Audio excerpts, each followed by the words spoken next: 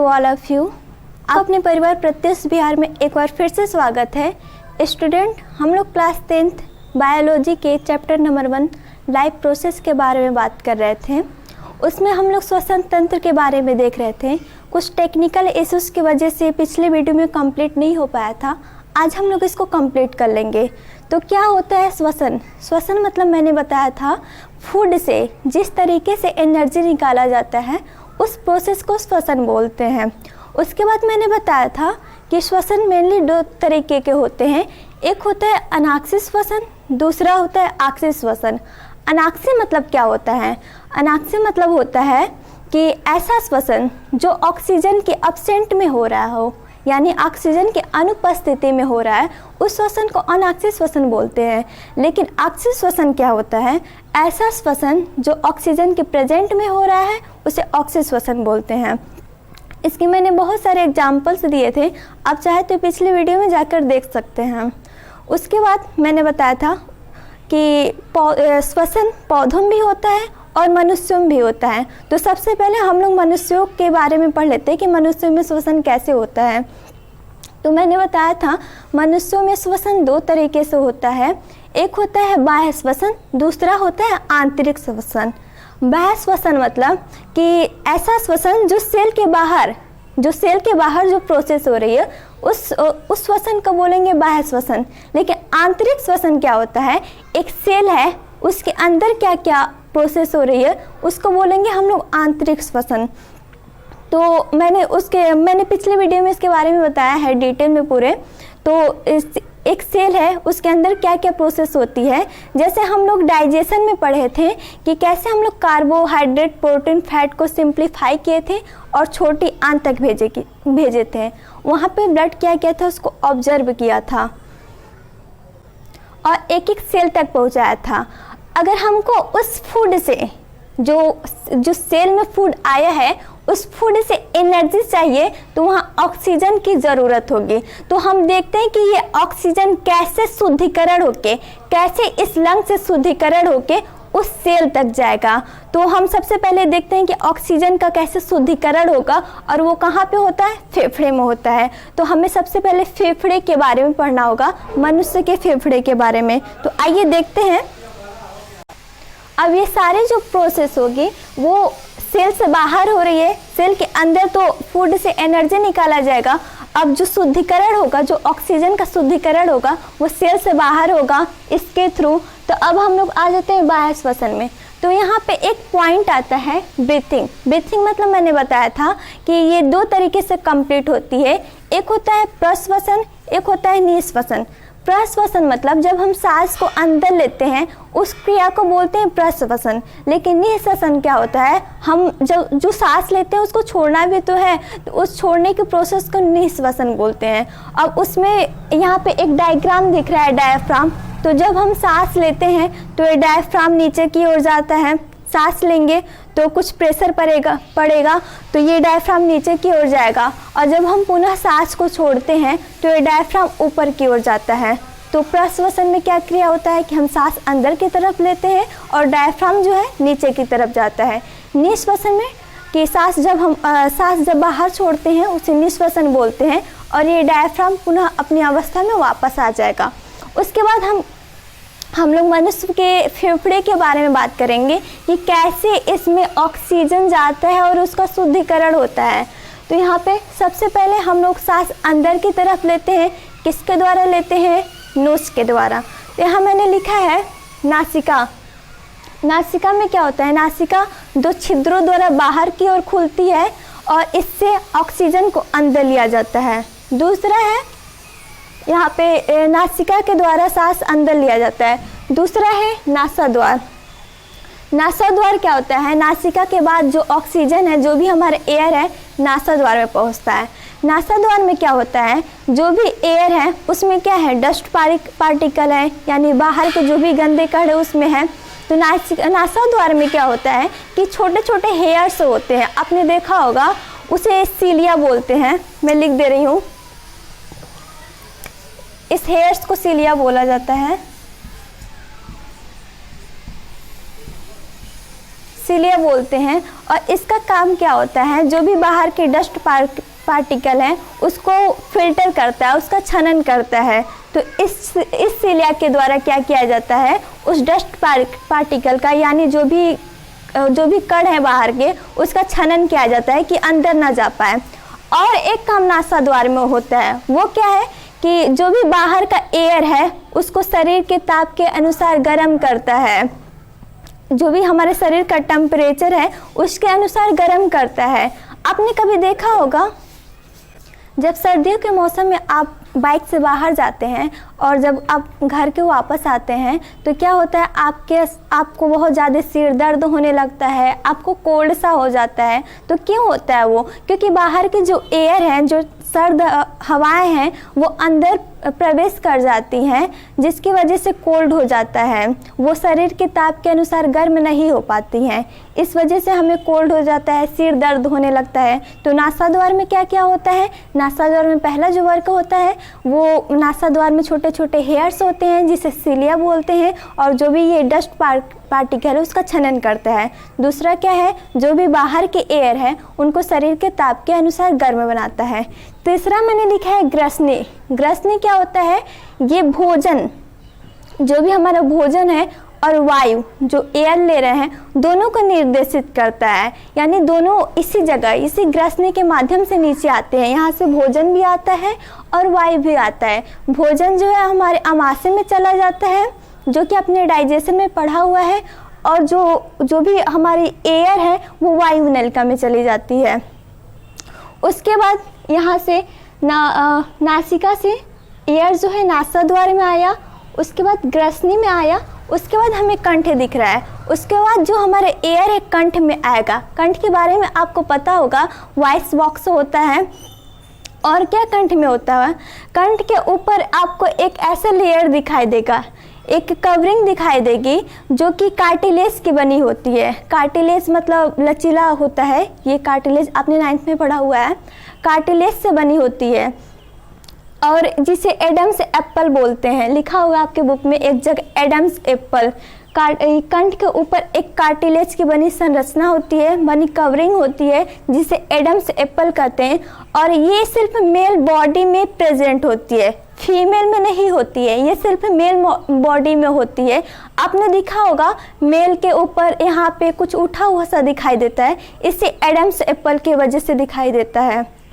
उसके बाद एयर आएगी वायु नलिका में, जिसे विंड पाइप बोलते हैं। कंठ से एयर आएगी वायु नलिका में। वायु नलिका में क्या होता है, वायु नलिका में जो भी हमारे एयर है उसको फेफड़े की तरफ भेजा जाएगा। उसके बाद वायु नलिका से जो एयर है नीचे की ओर आएगी। उसके बाद लिखा हुआ है श्वसनिया। उसके बाद एयर श्वसनिया में जाएगी।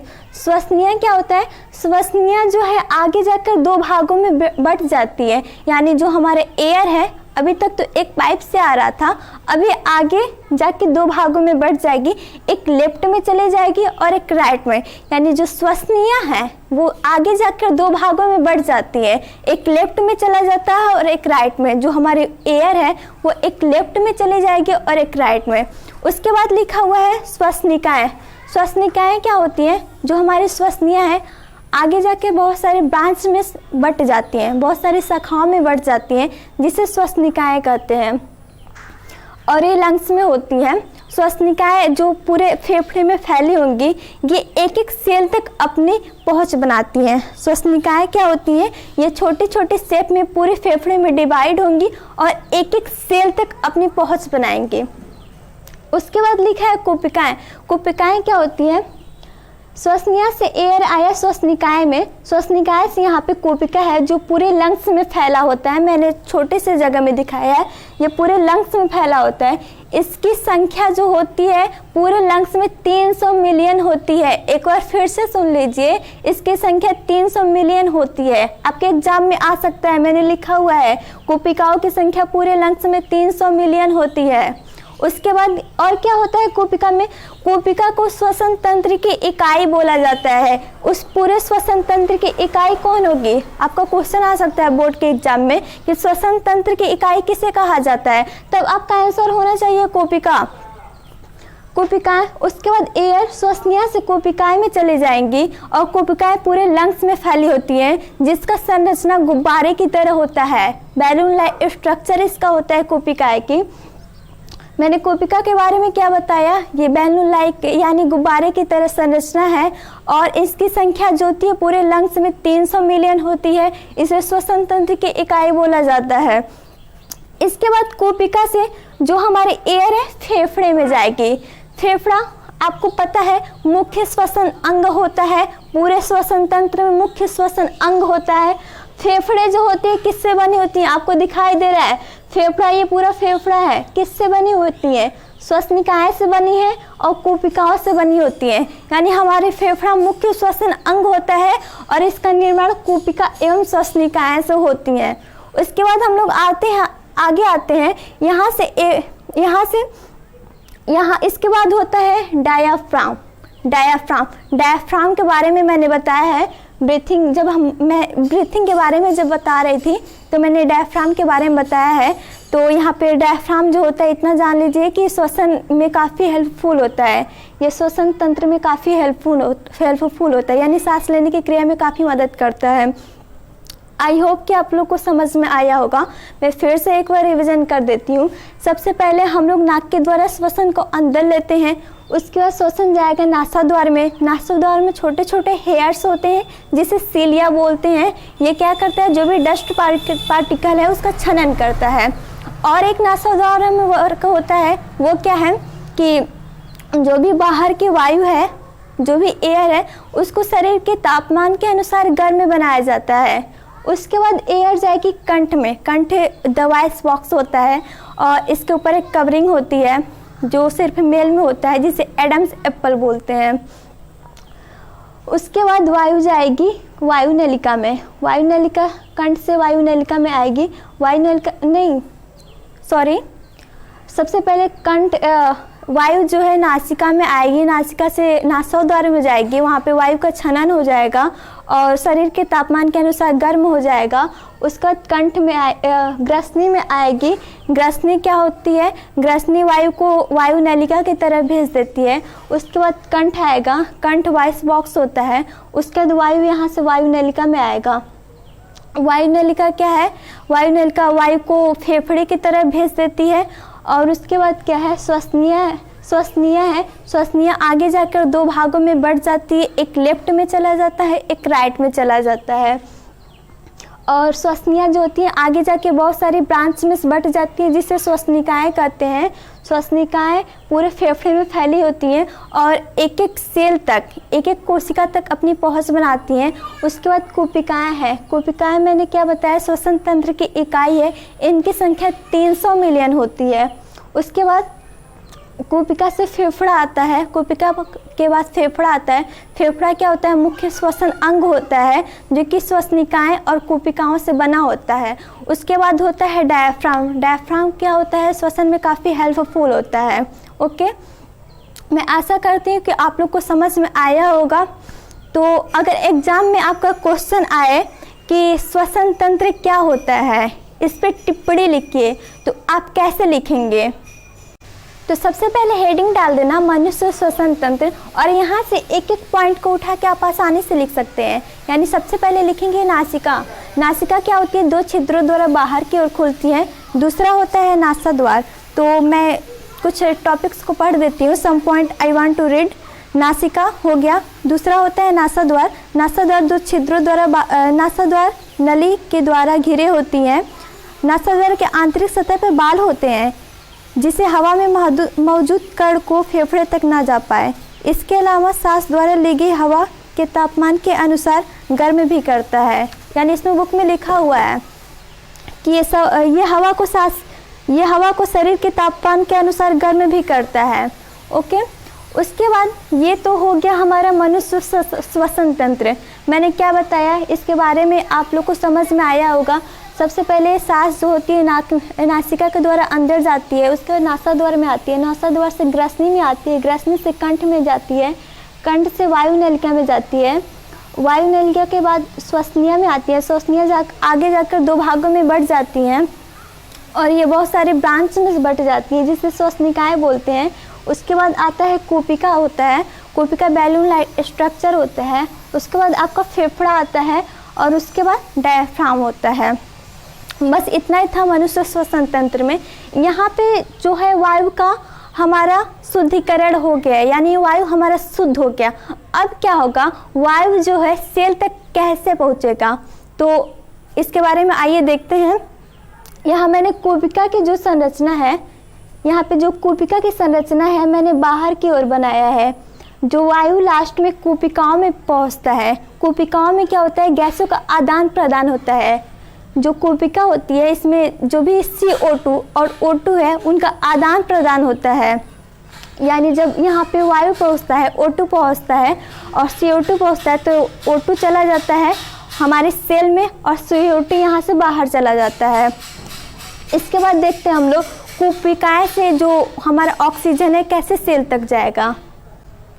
अब यहाँ कूपिका में जो ऑक्सीजन आया है, ब्लड आता है और हीमोग्लोबिन, हमारा ब्लड कूपिका तक आता है और हीमोग्लोबिन की सहायता से इसको सेल तक ले जाता है। अब यहाँ पे सेल में क्या हुआ है, जो हमारा डाइजेशन से, जो हमारा पाचन से भोजन आया है वो भी है और यहाँ पे ऑक्सीजन गया है। ऑक्सीजन क्या करता है, इस फूड को ब्रेक करके एनर्जी निकालता है। मैंने श्वसन की परिभाषा में बताया था ना, मैंने बोला था कि इस पॉइंट को आप लोग याद रखना। परिभाषा मैंने क्या बताया है कि फूड को ब्रेक करके जिस तरीके से एनर्जी निकाला जाता है उस प्रोसेस को श्वसन कहते हैं, यानी इसी प्रोसेस को श्वसन बोलते हैं।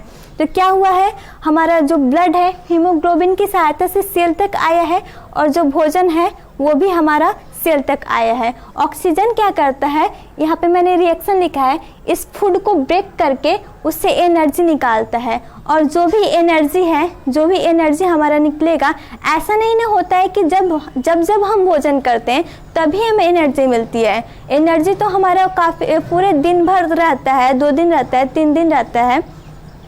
तो क्या होता है कि अगर एनर्जी रखना है तो ये माइक्रोकॉन्ड्रिया में हमारा स्टोर होती है। माइक्रोकॉन्ड्रिया के बारे में आपने पढ़ा होगा क्लास 9th में। माइक्रोकॉन्ड्रिया क्या होता है, पावर हाउस होता है सेल का। तो यहाँ पे ऑक्सीजन क्या करता है, फूड को ब्रेक करके एनर्जी निकालता है और वो एनर्जी माइक्रोकॉन्ड्रिया में वो स्टोर होती है। ओके, यहाँ पे मैंने देख लिया कि स्टोर माइक्रोकॉन्ड्रिया में एनर्जी जो है स्टोर हो गई। अब इससे जो भी CO2 निकलता है, जो भी हमारा CO2 बच जाता है, उसको ऑक्सीजन, उसको ब्लड जो है वापस फेफड़े तक लेते जाता है। उसके बाद क्या होता है, इसमें जो भी हमारा एनर्जी है वो स्टोर हो गई माइक्रोकॉन्ड्रिया में, और वो किस फॉर्म में स्टोर होती है। आपके एग्जाम में क्वेश्चन आ सकता है कि जो हमारी एनर्जी है वो किस फॉर्म में स्टोर होती है। तो वहाँ पे आपका आंसर होना चाहिए ATP। ATP का पूरा नाम होता है एडिनोसिन ट्राईफॉस्फेट। आप फिर से सुन लीजिए, ATP का पूरा नाम होता है एडिनोसिन ट्राईफॉस्फेट। मैंने क्या बताया कि जो ऑक्सीजन है और जो फूड है सेल तक गया, और जो ऑक्सीजन है उस फूड को ब्रेक करके एनर्जी निकाला। एनर्जी माइक्रोकॉन्ड्रिया में ATP के रूप में स्टोर हो गया, और जो भी CO2 बचा उसको ब्लड वापस फेफड़े में लेते गया, फेफड़े वहाँ से बाहर निकाल देगी। आई होप कि ये समझ में आया होगा। यही थी मनुष्य का श्वसन तंत्र जो मैंने बता दिया है। अब इसके बाद आता है कि पौधों में श्वसन क्या होता है। उसके पहले मैं आपको एक क्वेश्चन देना चाहूँगी, आप लोग इसका आंसर ज़रूर कमेंट करना। क्वेश्चन क्या है कि कठोर एक्सरसाइज के समय हमारी पेशियों में क्या बनता है। कठोर व्यायाम के समय जब हम कठोर व्यायाम कर लेते हैं या रनिंग कर लेते हैं तो हमारे पेशियों में क्या बनता है जिसकी वजह से हमें दर्द होता है। फर्स्ट वीडियो में, इसके पहले जो वीडियो था उसमें मैंने बताया हुआ है। ओके, अब इसके बाद देखते हैं कि हम लोग पौधों में श्वसन किस प्रकार से होता है। तो आइए देखते हैं। यहाँ मैंने 2 प्लांट्स बनाया है, एक दिन के समय का और एक रात के समय का। दिन में क्या होता है, प्रकाश संश्लेषण की क्रिया बहुत ज़्यादा होती है। श्वसन की अपेक्षा प्रकाश संश्लेषण की क्रिया बहुत ज़्यादा होती है। और प्रकाश संश्लेषण में क्या होता है, CO2 जाता है भोजन बनाने के लिए और O2 बाहर निकलता है। और श्वसन में क्या होता है, O2 को अंदर लिया जाता है और CO2 को बाहर छोड़ा जाता है। तो यहाँ पे देखते हैं, जो भी हमारा O2 जो भी हमारा प्रकाश संश्लेषण से O2 जो बाहर की ओर निकलता है उसका कुछ भाग ये श्वसन में यूज कर लेते हैं, उसका कुछ परसेंट भाग श्वसन में यूज कर लेते हैं, बाकी वायुमंडल में चला जाता है।